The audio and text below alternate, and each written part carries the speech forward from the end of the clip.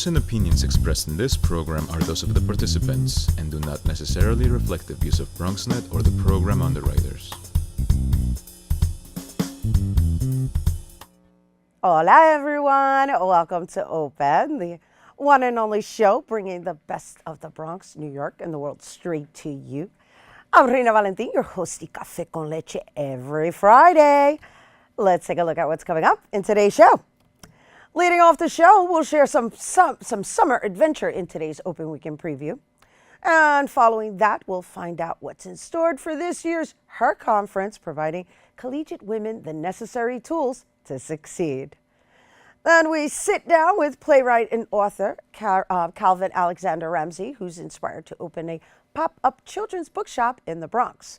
Later on in the show, Bobby C updates us with the latest headlines in the world of sports. And finally, our Open Artist Spotlight features the talented traveling artist Allison Kelly, whose love of the arts has her jumping from theater to music all over the United States. So sit back y prepárate, all this and more is coming your way, because now we are officially open.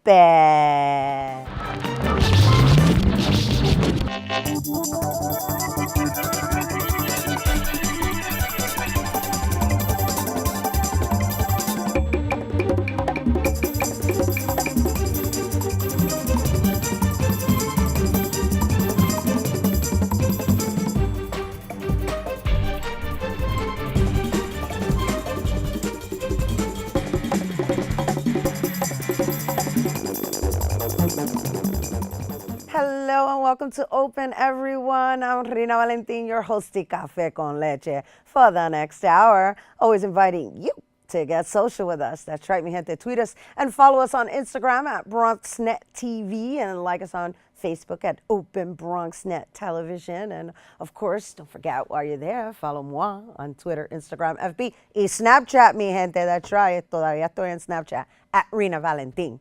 And now, well, it's time to get out your pen and paper for today's Open Weekend preview.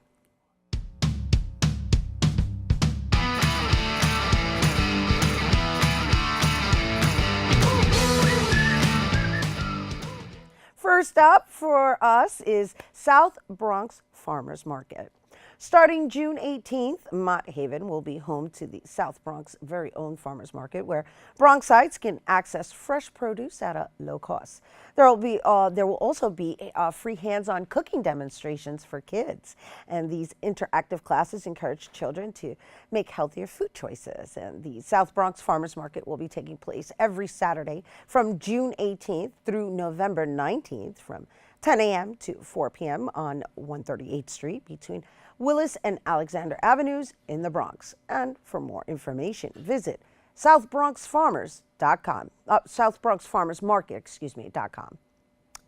And next up for you to check out, the blockage will be killerized. BAD presents an evening-length dance performance by award-winning choreographer Philip Coniscu. I hope I said that right. Audiences will enjoy a piece that originated from Philip's Eastern European roots, a Romanian-inspired dance fused with tango and dances set to a variety of music genres. This night of inspirational dance will take place on Saturday, June 18th at 8 p.m. at the Bronx Academy of Arts and Dance, located on 2474 Westchester Avenue in the Bronx. And for more information, visit badbronx.org. And finally, the 13th annual Hunts Point Fish Parade and Summer Festival. The theme of this year's celebration is Uniting Colors of the Bronx, appropriate in light of this past week's tragic recent events in Orlando. And the parade will actually also feature a multitude of marchers and colorful floats. And all of the floats have been created by visual and performance artists from the South Bronx and incorporates issues of environmental awareness and community advocacy. And The parade, the fish parade, kicks off at 10:30 a.m. from Hunts Point Riverside Park, located on Lafayette Avenue and Edgewater Road, marching through the Hunts Point section of the Bronx to Barretto Point Park, located on Tiffany Street and Vale Avenue, where games and activities will take place until 5 p.m. It's a full day. And of course, if you didn't have your pen and paper and were unable to jot it all down, just go to thepoint.org/fishparade.php. All right, there you have it. Lots for you to do this weekend. So we were actually joined by city leaders and members of the LGBT community, and the Bronx Borough President Ruben Diaz Jr. hosted a vigil for the lives lost in Orlando at the Bronx Courthouse, and BronxNet cameras were there to capture the story. Let's take a look. It was an emotional and empowering gathering at the Bronx County Courthouse as city leaders and members of the LGBTQ community held a vigil for the 49 victims of the Orlando shooting. So I say to all those politicians with their thoughts and prayers, screw your thoughts. Screw your thoughts and prayers. We don't need them. I certainly don't want them. I lost my cousin, I lost De Jesus, a clan member from my family. I'm going to Orlando tomorrow to help my family take his body back to Rio Piedras in Puerto Rico. 49 of our brothers and sisters who lost their lives. The youngest, 17 and 18 years old. Borough President Ruben Diaz Jr. was among the city leaders who wanted to make this message from the Bronx to Orlando clear. We are all one. We speak in one voice. We say no to hatred. We say no to bigotry. We say no to Islamophobia, and we say yes to unity and love, and that's exactly what you're seeing here tonight. Family members of the victims are not the only ones taking this tragedy personal. Openly gay Bronx elected officials Richie Torres and James Vaca want to remind the LGBTQ community to remain strong for the victims and survivors, and for the federal government to act now on gun laws, because a moment of silence isn't enough anymore. The federal government refuses to act. The federal government is deadlocked, and I think at this point they have to come to the table and tell us that they're going to do something besides having a moment of silence. These families deserve much more than that. Even in a moment of darkness, there is light. Right? We're here in a spirit of solidarity. We have a heightened awareness of our shared humanity. But I worry that time will pass. And the cycle will keep repeating itself. Latin actress Barbara Herr says getting through this tragedy is not going to be easy. This is where our faith comes in, our true faith in whatever we believe in. And we have to hold on to that tightly, because getting through this is not going to be difficult, because every time whoever did survive, every time they close their eyes, they're going to see what happened all over and all over again. The road to recovery from this heartbreaking tragedy will not be an easy one as the Bronx unites to remember the victims. This is Nancy Osiama, BronxNet.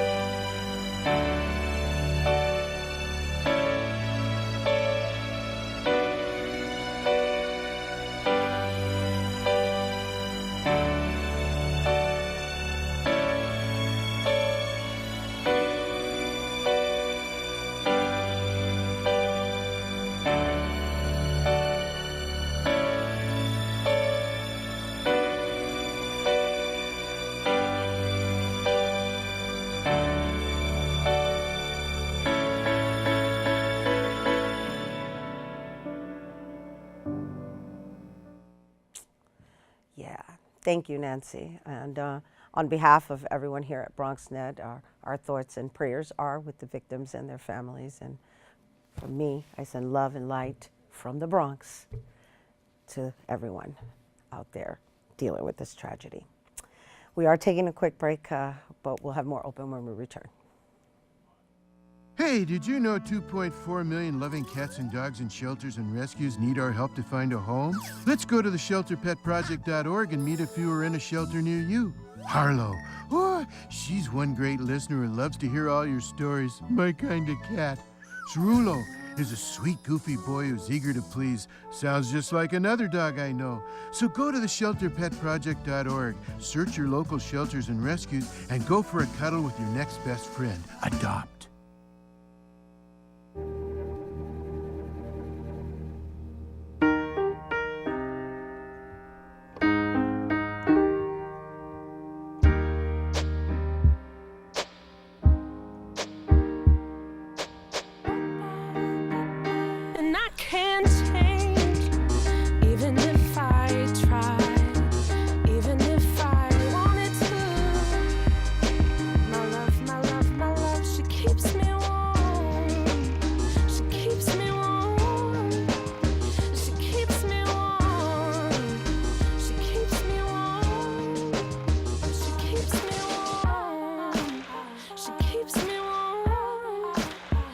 our neighbors and best friends. I love my sister. My heart doesn't see race. Love is love. Our family is no less than any other family.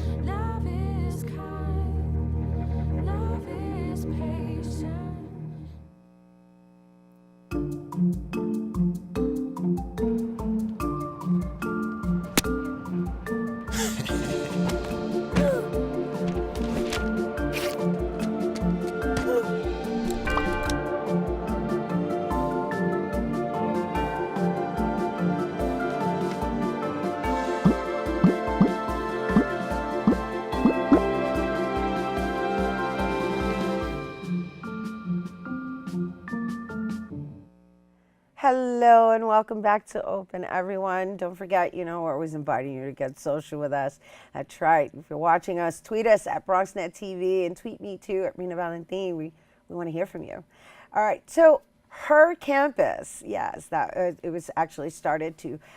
It's a .com that was started to give young women in college, or as they like to call themselves, collegiates, the tools necessary to have a successful college career. And in 2012, they looked to further help these girls by launching Her Conference. And this 2-day conference is packed with keynote speakers, workshops, and panels, all geared towards providing college women the insight, inspiration, and information they need to be on top of their game. Yes, and here now to tell us more about this year's conference, we welcome the Senior Director of Business Development at Her Campus, Emily Moore-Shechtman.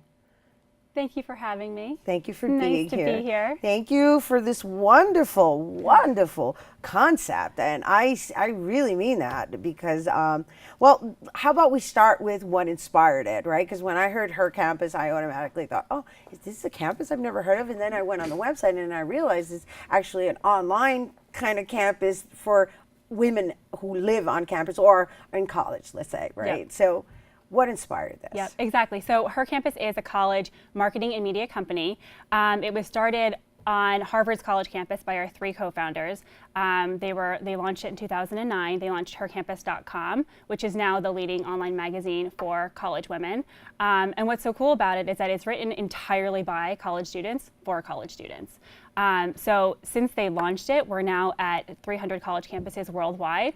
And we have 9,000 student contributors that help just power Her Campus and everything. Yeah, so I was having fun actually going through it, and yes, one of the things I really liked is it's very welcoming in magazine style. So it has like really girly stuff, but it has a lot of educational stuff, and on top of that, it's interactive. So I was just curious. I didn't get to interact online, but is it something that connects women throughout the United States that live, or I shouldn't say live on different campuses, but are in college? Is that what that is? It kind of like that? Like, I don't want to say like a Facebook or anything, but it kind of loaned itself to having that ability. Yeah, exactly. Yeah. So our mission is just to give all of these college women all the tools, information, and resources they need to make the most out of college, and just to prepare them for what's next. So whether they're online, on hercampus.com, on social media, on campus, we want to talk to that girl. And what Her Campus is basically a platform for all these college women to get the experience they need, to publish content, to do events on campus, to get jobs down the road in journalism, marketing, and advertising. So it's really an amazing platform when students are in school to get the experience that they want. That's great. And so from Her Campus, you guys decided to launch the Her Conference. Yeah. And I got to tell you, when I read your list of panels, I said, wow, this is really, really, really good. This is like serious. So let's talk a little about that evolution. It is the coolest event. So we launched Her Conference in 2012, so we're going into our 5th year now. It's our big college to career event that we do in New York City every summer. So this year, it's at the end of July. It's July 23rd and 24th, so it's over the weekend. Sunday is open to the public, so any college student who wants to attend this event can buy tickets at herconference.com. And it's just the most inspiring and empowering event that we do. So we have keynotes and panels throughout the day, and then we've got other fun giveaways and workshops and everything like that.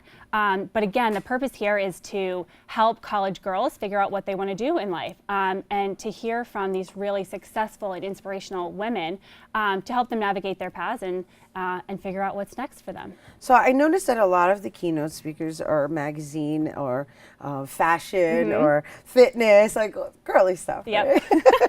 Do you want to share some of the keynote speakers? Yeah, yes, definitely. We've got an yes. amazing lineup this year. So we have Rebecca Minkoff, who's a great fashion designer. We have Joyce Chang, who's the editor-in-chief of Self Magazine. Vanessa DeLuca is the editor-in-chief of Essence Magazine.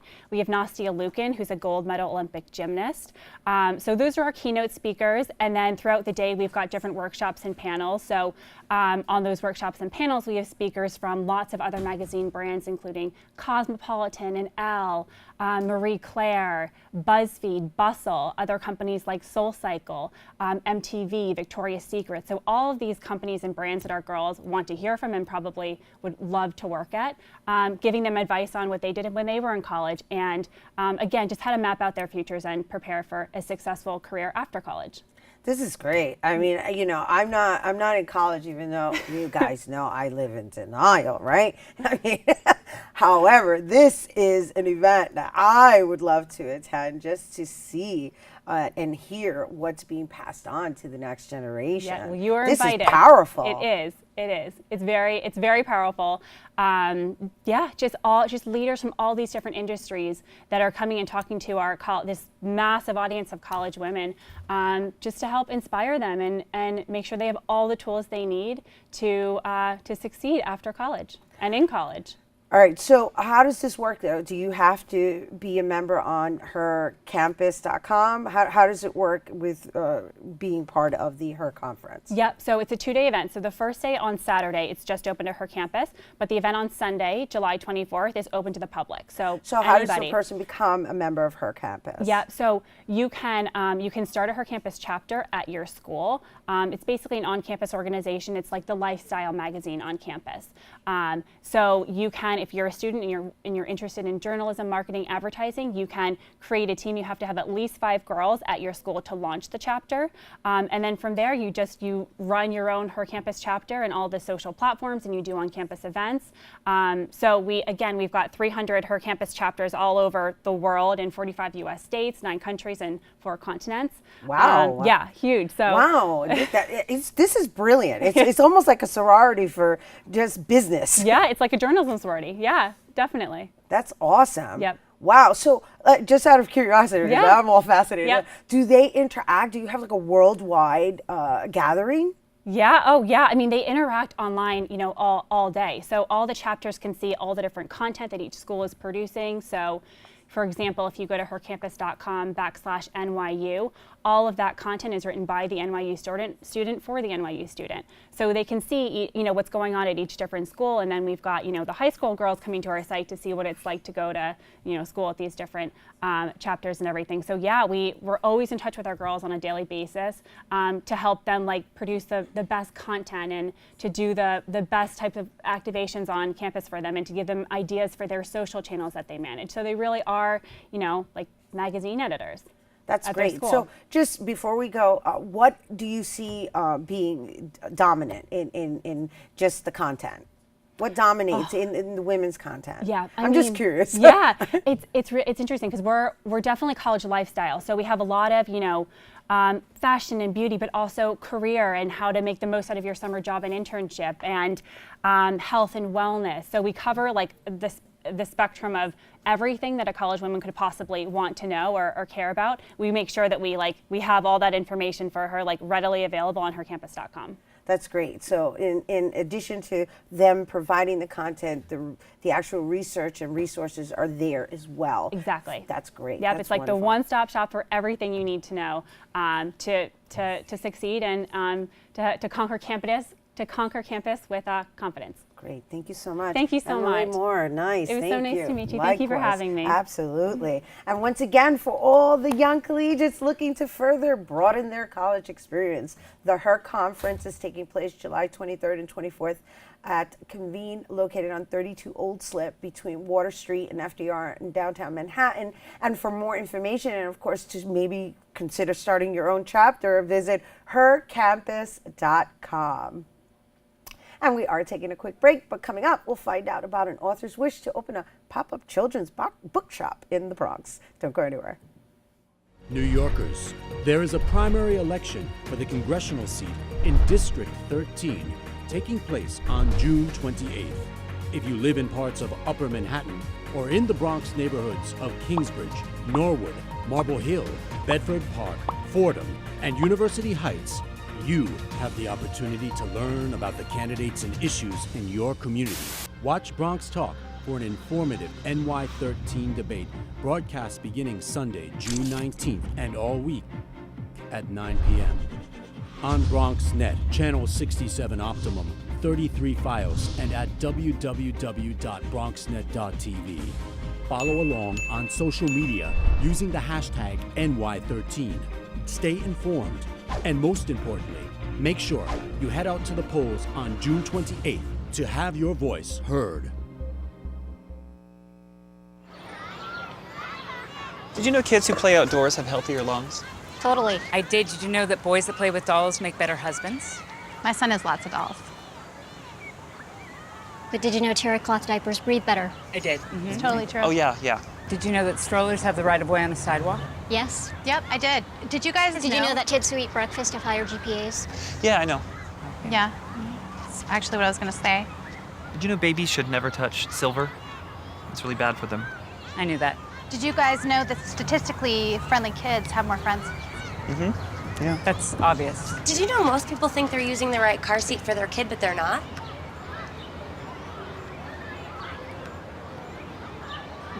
Parents who really know it all know for sure that their child is in the right seat at the right age and size. Visit safercar.gov/the right seat to make sure your child is protected. I'm putting that on my blog. I just put it in mine. Hello and welcome back to Open, everyone. As well, you may be aware or not, due to increasing rent prices and ever-evolving technology, bookstores throughout the city have seen a steady decline in recent years.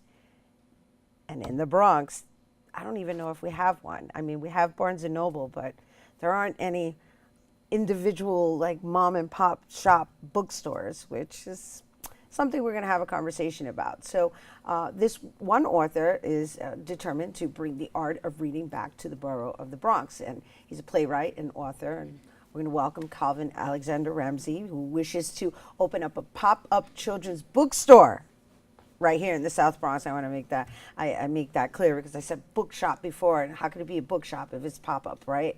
Yeah. So here now to share more about the reasons behind his idea, please welcome playwright and best-selling children's book author Calvin Alexander Ramsey. Welcome, welcome, welcome. Well, thanks for having me. Glad to be here. Yeah, we're happy to have you here. And shall we begin with your books first, or shall we talk about this whole pop-up concept first? Like, what shall we tap into first, right? Because we've got Ruth in the Green Book, and then we got Belle, the Last Mule at G's Bend, and I know this is being made into a play, right? Right, a musical. A musical. Exactly. A musical at that. Yeah, Ooh, yeah, nice, yeah. nice. So, all right, so let's talk a little bit about your background as an author and what's inspired you to go beyond being a children's author, a children's book author, and now becoming a children's book pop-up bookstore. Okay, well, Yeah. I moved up here about 2.5 years ago from Atlanta, Georgia, and I settled in the Bronx, and you know, I'm glad I did. So I do a lot of school visits, you know, all over, you know, here, Connecticut, New Jersey, Boston, you name it, I go there. You know, a lot of private schools and some public schools. And what I found out in the Bronx, unfortunately, is that there's not one children's bookstore in the Bronx. And so there's wonderful kids in the Bronx and wonderful grandmothers and grandfathers who want to do the best they can for their kids. And so I kind of mentioned this to some people down by Yankee Stadium, and I got offered 3 locations. So it looked like it's just all coming together just by saying it. So I have a question for you, right? With regards, I happen myself, I'm a mom. I have a 6-year-old.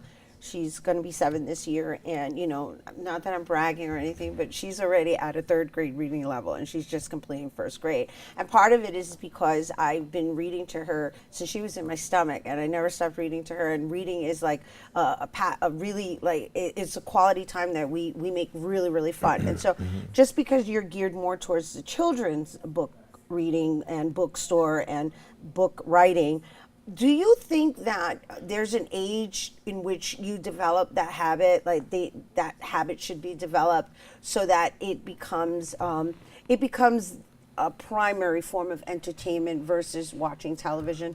Of course, yeah. I think it's, the earlier you start, the better, But is there age like where it actually can stick, right? Because reading, it's a habit that you develop, and if you aren't into really reading and just imagining the story yourself, it becomes a job, right? For those who don't. So I'm just curious, I'm asking you mainly because you're geared more towards the youth, like toddlers and pre-K up until what, like 3rd grade? Pre-K up to 5th grade. 5th grade.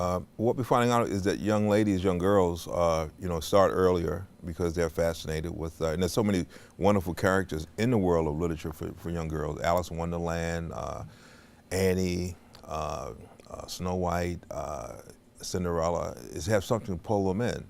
Little boys, that's a different story. Little boys fall behind very early, and in some cases they never catch up. And so that's what we're trying to do, trying to get Why do boys. you think that? Why do you think that is? I think it's a couple of things. I think it's they don't find some of the subject matter interesting, peer pressure, and some of them may have some reading difficulties that they just don't want to talk about, or the parents are not aware of. And if the parents are not reading at home, the kids sometimes don't read at home either. Right. In some homes, there are no books. Right. So that's another big issue. Right. So just because, we're here having this conversation, and as far as I'm concerned, we're sharing with everyone, reading is cool. It's the coolest thing you could do.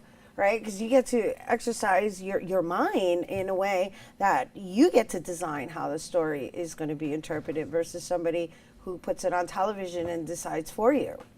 They're saying now that a third of all the kids in the Bronx are reading 2 grades below their level, and which is a very serious thing. Because once you get that far behind, it keeps magnifying itself. It goes on and on. So what we want to do with the bookstore is not only have a bookstore in there, but have a program in the afternoons where we'll be tutoring. Nice. So we a little more than just a bookstore. And we'll have something for the grandparents as well, and have English as a second language. They have a grandparents' day where the grandparents can come in and read to their grandchildren. All right, so let's talk about this pop-up concept, right? This has been a new term lately with a lot of businesses, and so I don't know if I fully grasp it. Is it called pop-up because you're like moving around locations, or is it pop-up because you're not in a set shop or a store, or you pay rent? Do you pay rent for I know I just cut through the chase. Well, you pay some rent. Okay. But there's a model we're going by that's in Harlem called Word Up, and they started off at the pop-up bookstore, and they've been in their location now like 4 years. And they started off, it's a nonprofit. They bounced around for maybe a year, then they found the location. By the time it gave them a chance to get themselves together, get a board together, and start raising funds. And the books that they sell are like 50 cents to $1, used books. And the new books are from $3 to $5. So it's very affordable. So it's not going to be making a lot of money off selling books. Right. It's going to be making more money off having books available to the children. Right. And to their parents and grandparents. Right.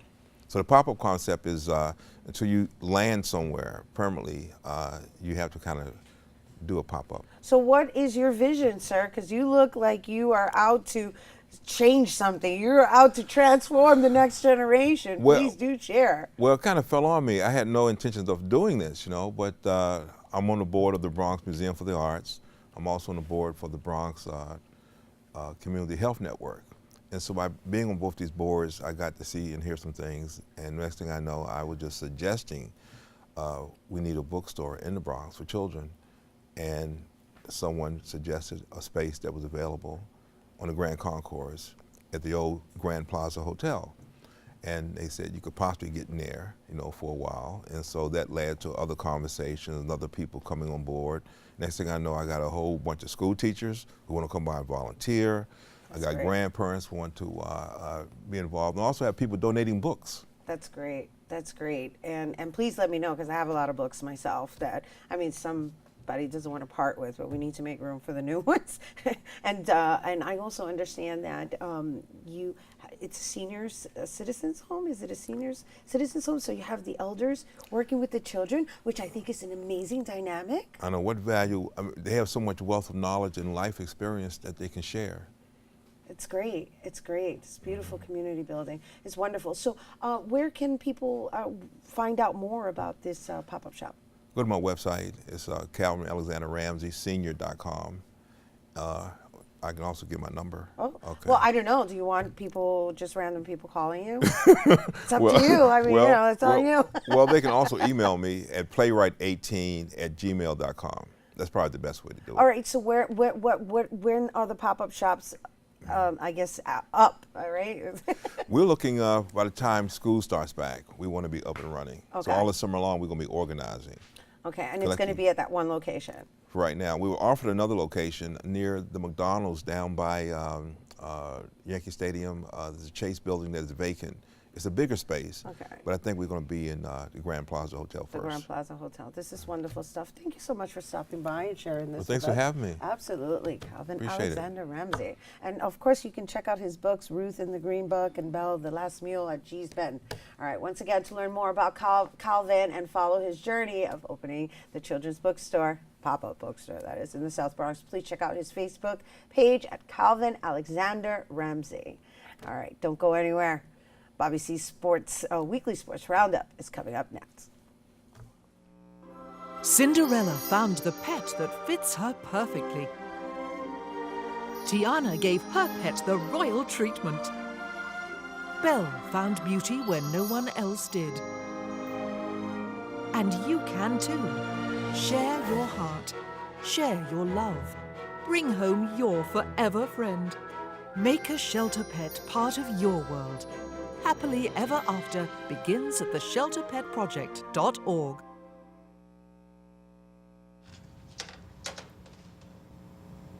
Wow, these are really good. You act surprised.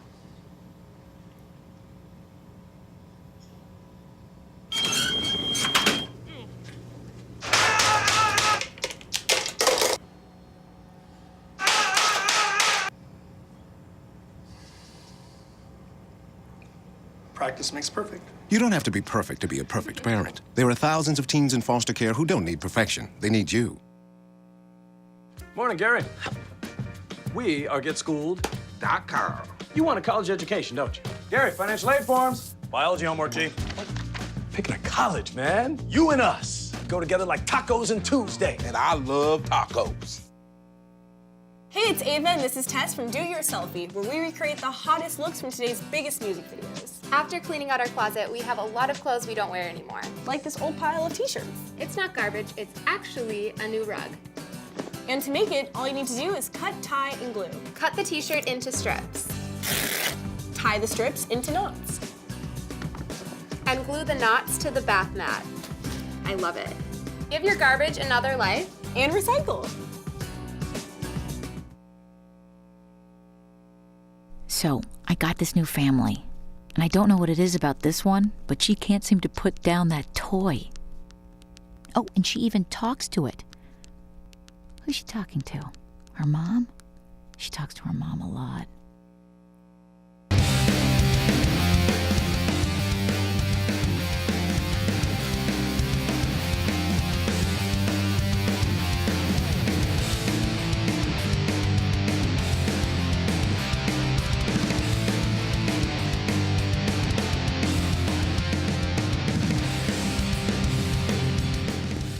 We'll begin our look at sports on the NBA hardwood, where the Cleveland Cavaliers are still alive in their quest to upend the defending champion Golden State Warriors in the NBA Finals. The Cavs forced a Game 7 Thursday night, taking Game 6 115-101 behind cornerstone and, in my book, still the best player in the NBA, LeBron James. Season MVP or not, James stood tall for the second straight game, scoring 41 points in the victory. Sounds pretty valuable to me.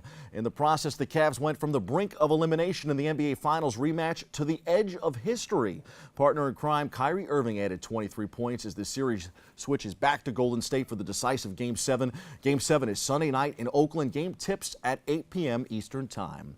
Cleveland saved its season for the second time in 4 days and can now become the first team to overcome a 3-1 deficit in the finals. It would be the city's first major sports championship since 1964, when the Cleveland Browns beat the Baltimore Colts in the NFL's championship game. The Cavs trailed 3-1, but James and Irving scored 41 apiece in Game 5 to extend the series. They became the first teammates in NBA Finals history to score at least 40 in the same game. The duo turned in another amazing performance in Game 6. Meanwhile, the Warriors, who lost star Draymond Green to suspension in Game 5 and never recovered, also seemed visibly frustrated in Game 6. Fellow star Steph Curry received an automatic ejection for throwing his mouthpiece into the stands.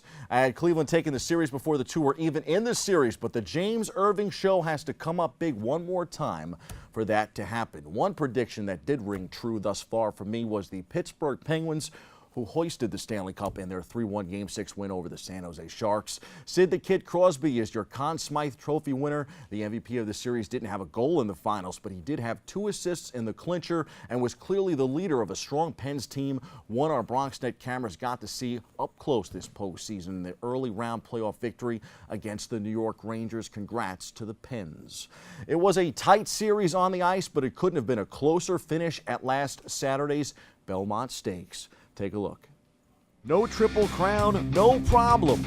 Even without the Triple Crown on the line Saturday, the finish at the 148th running of the Belmont Stakes was dramatic. Creator found an opening in the stretch run and ran down destined to win by a nose. It is the closest possible margin of victory, and it gave Creator the $1.5 million purse. What you saw today, and that's a confident horse that went through horses. Every race has improved upon himself, except for the Derby where he got stopped, and I'm really excited about his future. Today just validated his whole career to this point. I knew as soon as I saw that name and that Elliott had named that horse, I knew he thought that by far that was the best horse we've had in a long, long time to give us a chance to do something special. Soon-to-be Hall of Fame trainer Steve Asmussen said the finish was perfect. Great thing about racing, is you have a bad day, bad week, bad month. They don't put you behind the gates. They line you up even and give you a chance to prove yourself.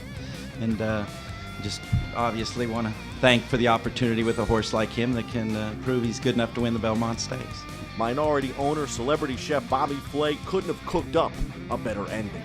Having a chance to be involved with a horse like that, with a farm like that, and the people that are involved in it, it was a no-brainer for me. And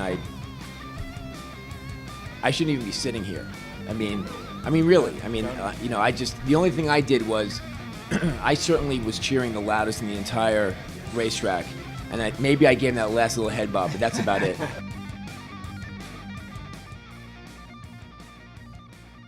We only highlighted 4 horses in our preview last week on the show, and that included Creator. But after picking American Pharoah last year to complete the Triple Crown, sudden breaking news was anything but.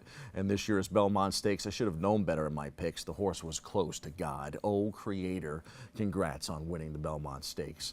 Time for some quick hitters. The 4th place Bronx Bombers are 6-4 over their last 10 games, including a win Thursday night in Minnesota. The Yanks topped the Twins 4-1. Former ACC Sabathia has been a pleasant surprise. He has reinvented himself in a comeback season and could very well be on his way to a return to being an all-star. 1 run over 6 innings for CC. The Yanks continue their series of mini tonight. In Flushing, the Mets have won 2 straight. They took the rubber game with Pittsburgh Thursday night, winning 6-4 as the club welcomed back Neil Walker and Michael Conforto to the lineup. The two, nagged by injuries of late, had back-to-back home runs in the 3rd inning.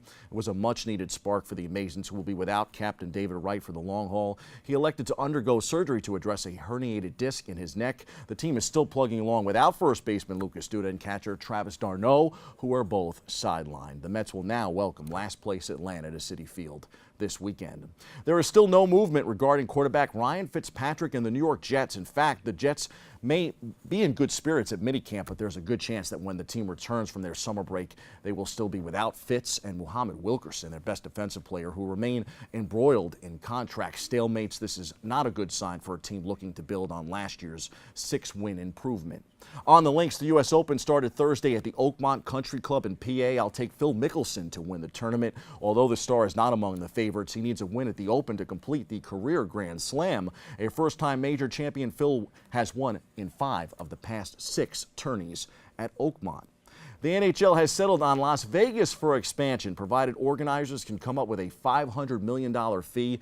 The NHL had Las Vegas and Quebec City as the 2 final options for expansion and settled on Sin City for the league's newest franchise. Las Vegas also learned recently that Formula One is planning a return to the Vegas Strip.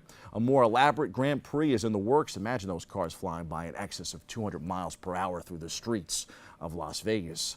USA topped Ecuador 2-1 in the quarterfinals of Copa America to become the first team to advance to the semifinals in the soccer tournament. It was an historic day with the U.S. making the semis for the first time since 1995. Meanwhile, closer to home in the MLS, NYCFC is coming off a 1-0 loss to the New York Cosmos Wednesday. They're back in action Saturday against Philadelphia. That game gets going at 1 p.m. at Yankee Stadium. On the WNBA hardwood, the New York Liberty has won 3 in a row. They will be in Indiana Sunday. Star Tina Charles had 32 points in the team's win over the Connecticut Sun on Thursday. Those are the headlines. We hit the C-list for the Bronx highlight of the sports week.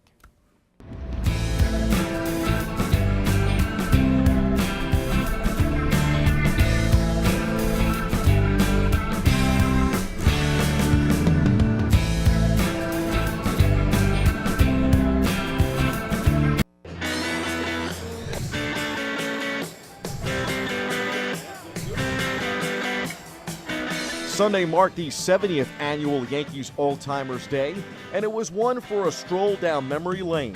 Pinstripe legend Bernie Williams says those championship seasons of yesteryear are the best of his life.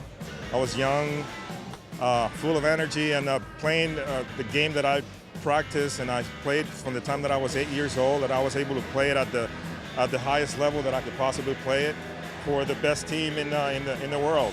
Charlie Hayes helped get the Bombers' most recent dynasty rolling 20 years ago, snatching the final out of the 1996 World Series. I think I've had over 4 million people tell me that they were at the game, so I'm just proud to get the opportunity to, to wear a Yankee uniform again. Closer John Wetland made his All-Timers debut and said it's hard to believe it's been so long since 1996 when he was MVP of the Fall Classic. Great chemistry on that club, no egos, even though most were, had been around and done some really great things in their career. We just wanted to win. But all the legends agreed, coming together for All-Timers is all about reliving those moments. It's so special. I mean, every year you look forward to it, and coming back and see all the guys you played with, you don't get a chance sometimes to see them over the years, and it's just a lot of fun. The Yankees do it the right way, and they make the whole weekend special, but, it's kind of cool to put the uniform on again. It's been about 11 years since I've done it, but the greatest part, without a doubt, is walking in that clubhouse and being around some of the Yankee legends. I grew up a Yankee fan out in Colorado, and then getting to play for them and winning a world championship here, and then going into Monument Park and going into the Hall of Fame with the Yankee cap, I can't even comprehend it. Nothing like Old-Timers Day in the Bronx. Speaking of some old-timers, a special happy Father's Day to all the dads out there this weekend. Sunday is your day. Let it be a sports day. Enjoy Game 7. That's your sports. I'm Bobby C. There's one thing you can never have sex without. It's not something you buy. Or something you take. In fact, there's only one way to get it. It has to be given to you, freely. It's consent. Because sex without it isn't sex. It's rape. Consent. If you don't get it, you don't get it. It's on us to stop sexual assault. Learn how and take the pledge at itsonus.org. Barry, time is running out. According to my calculations, 1 in 5 kids in America struggles with hunger. How can so many children face hunger when there's more than enough food to feed them all? Babadoo. You're right, Barry. We can help solve hunger by teaming up with Feeding America to get food to hungry kids in communities across the country. Help Flint and the Feeding America network of food banks get food to the people who need it in your community. Find your local Feeding America food bank at feedingamerica.org/hunger. Together, we're Feeding America. Take a look under your bed. Find stuff under there? What about jobs? No? Now try your closet. Still no jobs, just more stuff? Well, you really have both. See, stuff is defined as household articles considered as a group. Sometimes this stuff is no longer needed. Wait, no longer needed? That can't be right. Because remember those jobs you were looking for? Those are really needed. And they're the stuff inside your stuff. Our job is to unlock those jobs. And it starts when you donate your stuff to your local Goodwill. Here's how we do it. When you donate to Goodwill, we sell your stuff to provide job training for people right here in your community. So just by teaming up with Goodwill, you help create jobs. And isn't that worth parting with the leftover keytar from your 80s cover band? Goodwill. Donate stuff, create jobs.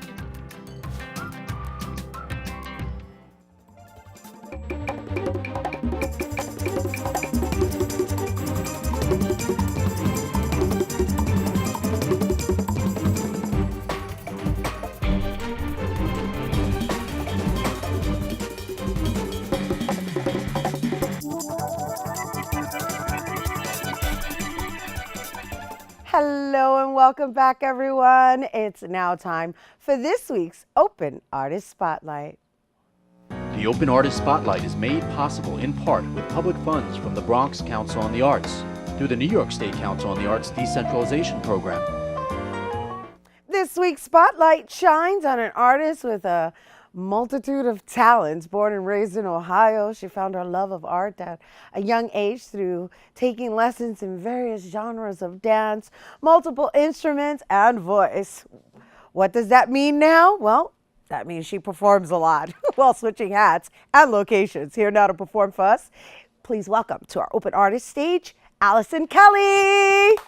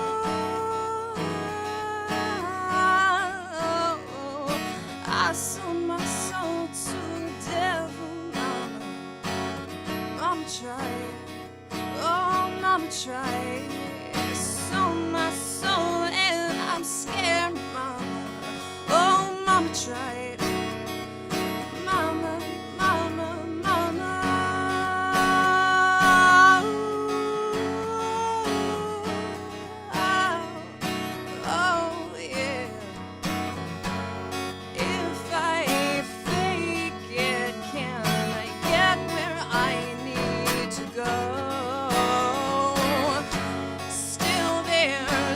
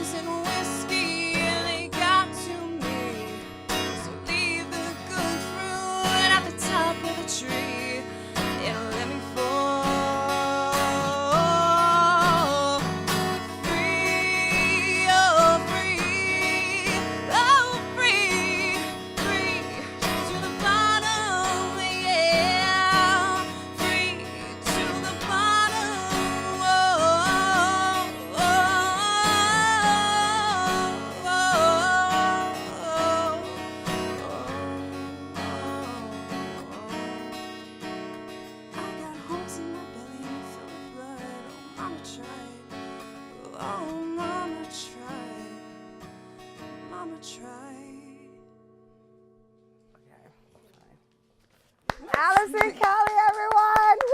Woo! Hello, that was lovely. Thank you, thank you. So is that original music? That is original, yeah. That song is called Holes, and it's coming from an upcoming project I'm working on. Well, speaking of, she said upcoming project. Well, my dear, I wonder how you do what you do. I mean, okay, we're artists and we wear multiple hats, and obviously you wear like really. I mean, okay, first let's say I'm just so fascinated by you. Right? I did all this extensive research on you, and I know that you study tap, you study piano, you work on Broadway musicals. Obviously, you play guitar, you sing. But what I found most fascinating is that you actually perform as a musician.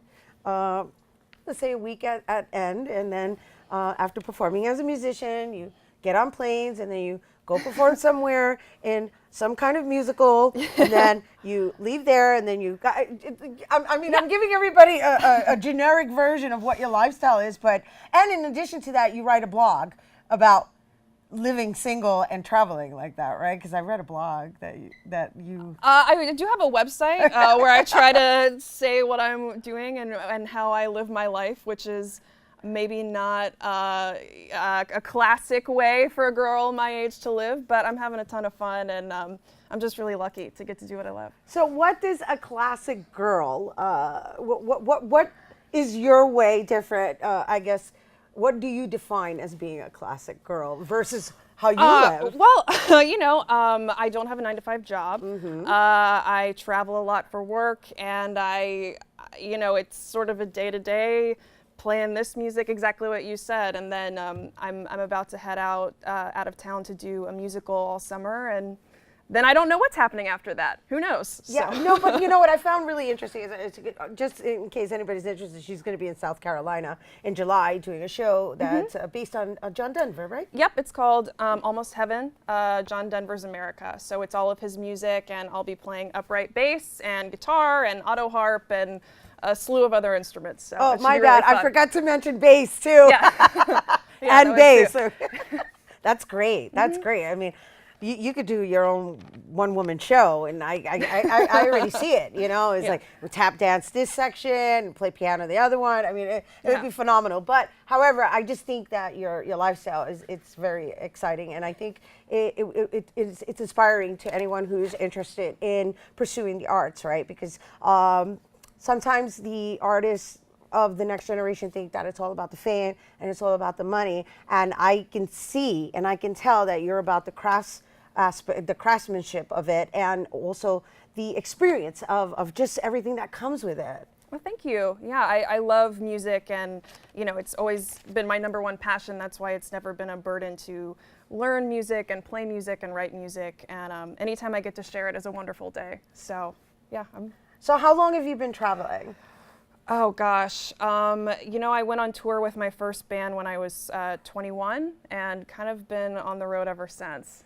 All right. So I wasn't going to ask you your age. So you're saying 21, and how old are you now? I'm 26 now. So yeah. So for the last probably 5 years, off and on. Oh my goodness. And so when was the year that you traveled the most, and how many places did you visit in 1 year? Oh gosh. Well, yeah, probably that year I toured all over the country. And I'd never been to most of the country either. So seeing the Grand Canyon and the Rockies and California, it was amazing. And I think that's where I got the bug, and never looked back. That's great. That's great. And you got to perform and actually just do all of this while exercising your craft, which I think is a wonderful thing. You have a wonderful life. And yeah, thank you. We're so happy that you came here to the Bronx to share it with us. I love it. Yes, we loved having you. All right. So are you going to sing a song for us on the way out? Yeah, I'm going to sing one more song. Okay, so I'm just going to say goodbye to our viewers, and right. then we'll leave it with you, Miss Allison Kelly. We've got her here while she's in New York, and maybe she'll come back and visit us when she's back in New York again. Once again, for more on Allison, check out her website, AllisonandKelly.com. That is our show today, mi gente. Thanks to all our guests for coming through, and to you, our viewers, for tuning in. And don't forget, if you missed any part of the show, you can check out the Recablecast tonight and 24 hours a day at BronxNet.tv. Once again, I'm Rina Valentin, and from all of us here at Open, may the universe provide paz, prosperity, y amor. Adios, everyone. I leave you with Allison Kelly.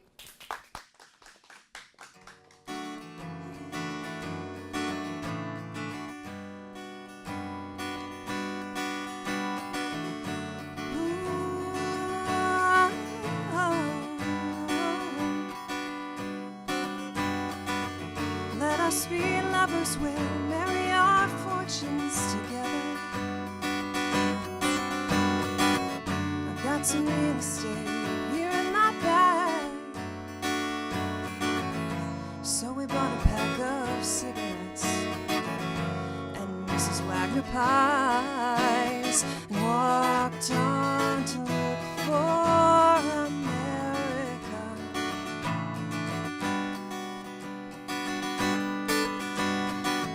Kathy, I said as we boarded the Greyhound in Pittsburgh,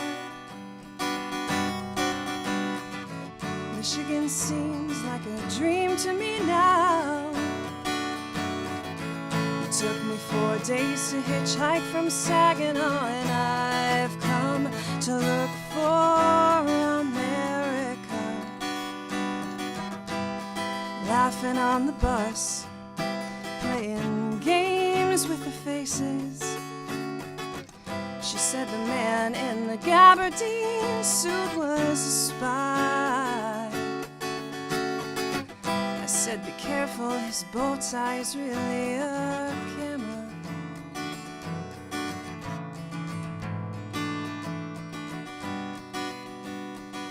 Toss me a cigarette, I think there's one in my raincoat. We smoked the last one an hour ago. So I looked at the scenery.